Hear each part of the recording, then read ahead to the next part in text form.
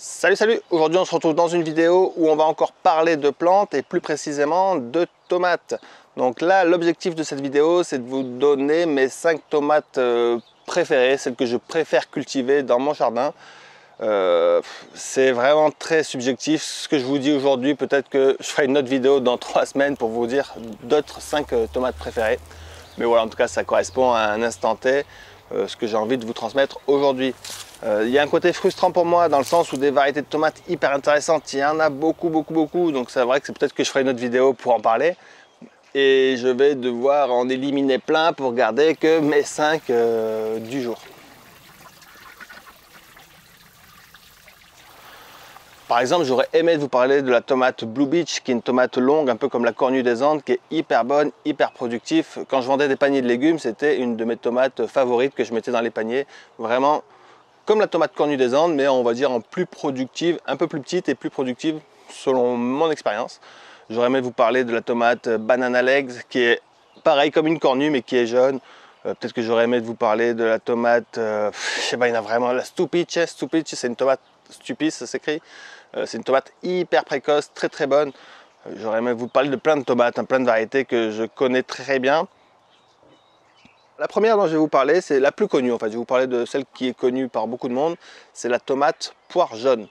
La tomate poire jaune, c'est une tomate cerise qui est tomate cerise quoi, en forme de poire et qui est jaune. Elle a une croissance extrêmement vigoureuse. Elle est très précoce.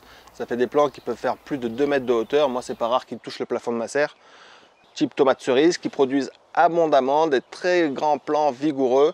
Et j'aime beaucoup le goût de cette tomate. Alors pendant des années, je croyais que j'aimais pas cette variété parce que j'en avais mangé, elles étaient toujours fades, pas sucrées, pas intéressantes. Pourtant, j'en ai mangé dans des jardins bio, du fait maison quoi.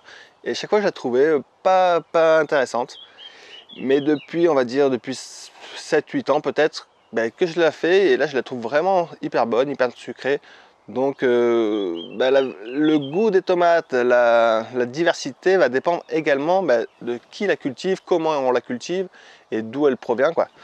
Donc voilà, moi les tomates poire jaune que je croyais que je n'aimais pas pendant des années, en fait c'est une de mes tomates favorites que je fais systématiquement et les enfants en raffolent parce que c'est vraiment des tomates qu'on peut picorer comme ça.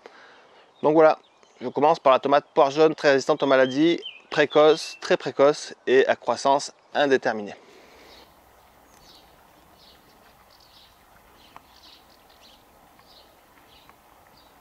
Alors la deuxième tomate dont je vais vous parler, c'est la tomate Ispolin. Alors tomate Ispolin, c'est elle aussi donc une de mes tomates préférées, une tomate précoce, à croissance indéterminée, très productive, résistante aux maladies. Et c'est en plus par rapport aux variétés précoces, souvent les variétés précoces sont des petites tomates, pas toujours mais souvent on va dire.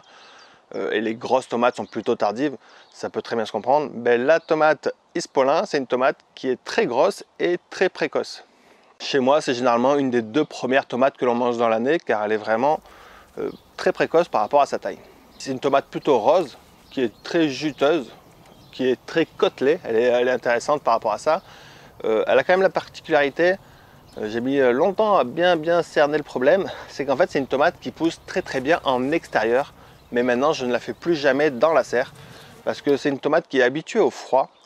Et donc elle est assez résistante au climat frais on va dire, même si en été elle résiste aussi à la chaleur, mais dans la serre il fait parfois plus de 50 degrés au mois de juillet, au mois d'août, et elle, quand il fait vraiment 50 degrés, les fleurs ne donnent plus de fruits en fait, donc elle continue à être présente, elle est là, mais elle a du mal à fructifier, ce qui fait que j'ai des fruits, si je la mets dans la serre en fait je vais avoir des premiers fruits juin, juillet, mais à partir de juillet il fait trop chaud, les fleurs ne sont plus fécondées correctement et je n'ai pas de fruits en mois d'août. Alors que si je la fais en extérieur il ne fait pas 50 degrés, même s'il fait très chaud, elle peut produire du mois de juillet jusqu'à, ça va dépendre de la météo, mais jusqu'à septembre-octobre quoi. C'est ça aussi qui est intéressant peut-être de savoir, c'est qu'il y a des variétés de tomates qui poussent pas très bien en serre. Qui poussent très bien, mais comme dans les serres il fait souvent plus de 40 degrés, parfois les fructifications ne sont pas efficaces quand il fait trop chaud. La tomate Ispolin, je la conseille plutôt pour l'extérieur car quand il fait 50 degrés, elle a du mal à fructifier. Donc voilà, tomate Ispolin, superbe tomate rose, précoce et grosse et bonne. La troisième que je vais vous citer, c'est une tomate qui me suit depuis peut-être pas 15 ans parce que je faisais d'autres variétés avant, mais qui me suit au moins depuis 10, 12, peut-être 13 ans, 13-14 ans peut-être. Hein. Donc la tomate que je fais, que je reproduis depuis on va dire 13-14 ans, c'est la tomate, tous ceux qui me connaissent la connaissent généralement, c'est la tomate de Berau. De Berau, c'est une tomate qui est une tomate liane qui peut monter vraiment très très haut. Là, elle est toujours limitée par le plafond, mais elle peut monter à plus de 3 mètres sans problème.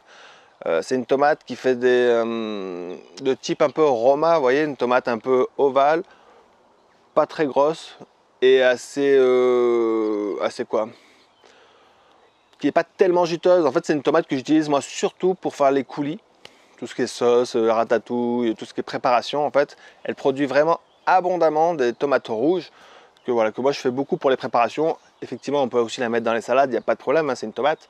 Mais voilà, c'est avec ça que je fais mes réserves en fait pour l'hiver. C'est avec cette tomate là de Berau. Elle peut aussi être séchée. J'ai le séchoir, on peut la couper en rondelles et la mettre à sécher. Et puis voilà, c'est une très grande tomate qui peut produire donc des fruits et dans la serre et à l'extérieur, très résistante aux maladies, précoce.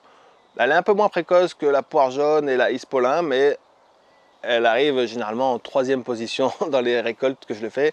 Et surtout, elle est vraiment productive jusqu'à très tard. C'est une des dernières à succomber aux maladies. C'est pas rare que je récolte encore au mois de décembre des tomates de Berau.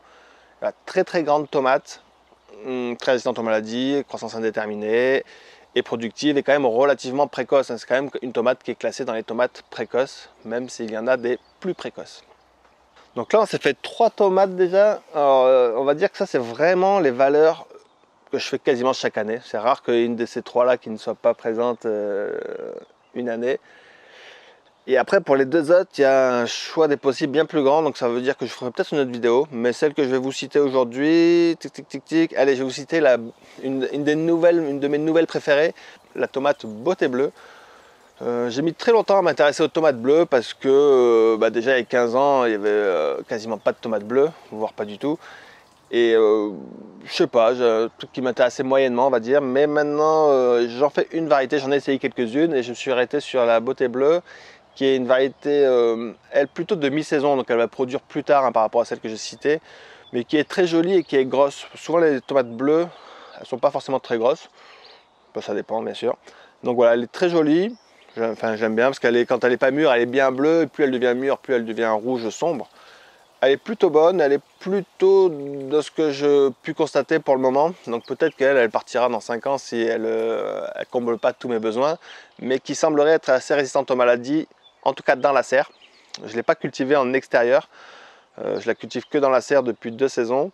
Mais voilà, en tout cas elle produit des fruits, elle ne s'arrête pas de produire des fruits, malgré la chaleur qu'il fait dans la serre. Des fruits qui sont bons, qui sont jolis, et voilà, plante intéressante. Donc la beauté bleue, je dirais que maintenant je vais la faire, je pense, chaque année si tout va bien.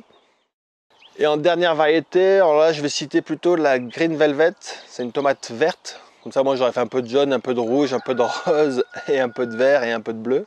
J'aurais fait vraiment un panel de couleurs mélangées. Donc la Green Velvet, c'est selon mon expérience, j'ai cultivé des tomates vertes, des Green Zebra, des Green Cherry, tout un tas de variétés de tomates vertes. Moi, c'est ma préférée au niveau du goût des tomates vertes. Green Velvet, d'ailleurs souvent elle paraît orange un peu à l'extérieur et quand on la coupe, elle est bien verte à l'intérieur. Elle est très productive, elle produit dans la serre toute la saison. Elle, par contre, je la cultive plus en extérieur dans le Limousin parce que moi j'ai des étés qui peuvent être pluvieux, en tout cas la pluie peut être très régulière au printemps, même en été. Et du coup, elle a tendance à attraper le mildiou en extérieur. Donc c'est une variété que je fais en petite quantité dans la serre. Et ça me permet d'avoir de la couleur et un très bon goût également. Donc voilà, pour ce petit panel des tomates du jour, je dirais la tomate poire jaune, très bien pour l'intérieur, pour la serre et pour l'extérieur. Tomate cerise précoce. La tomate Ispolin plutôt pour l'extérieur. Une très belle tomate rose, grosse, côtelée, précoce. La tomate de Berau en extérieur ou dans la serre, très productive pour les conserves. J'en ai fait trop des tomates, non? Poire jaune, Ispolin, de Berau, non c'est bon. La beauté bleue, c'est une tomate hyper intéressante pour avoir de la couleur et qui est productive et qui est quand même... elle est bleue quand elle n'est pas mûre, après elle devient rouge. Et la tomate verte, ma tomate verte préférée, la Green Velvet, très bonne tomate verte, plutôt pour à l'intérieur de la serre. La tomate bleue, je ne l'ai pas trop expérimenté à l'extérieur. C'est quelque chose que je vais faire à l'avenir. Donc voilà, c'était tout pour cette vidéo. Dites-moi si ça vous a intéressé. Je pourrais faire ça pour d'autres légumes. Pour les tomates, je pourrais en faire vraiment beaucoup plus, hein. C'est un peu frustrant pour moi de devoir me limiter à 5. Et puis voilà, je vous remercie beaucoup. Je vous souhaite un bon jardinage à tous. Évidemment, un immense merci à vous qui regardez mes vidéos, qui partagez, qui commentez. Et un immense merci à toutes les personnes qui soutiennent mes vidéos. Et du coup, ceux qui soutiennent mes vidéos, pour ceux qui ont des contreparties, hein, parce que selon le soutien, j'envoie des contreparties. Et je pense que quasiment à chaque fois, vous recevez des variétés de ces tomates-là, ou au moins une variété de ces tomates-là dans les semences que j'envoie. Et puis voilà quoi. Donc merci à vous qui me soutenez. Je suis content de partager mes semences. Et vous après vous les multipliez, vous les partagez également. Et ça c'est vraiment très cool, très chouette. Et puis je vous dis à très bientôt pour une prochaine vidéo. Ciao ciao.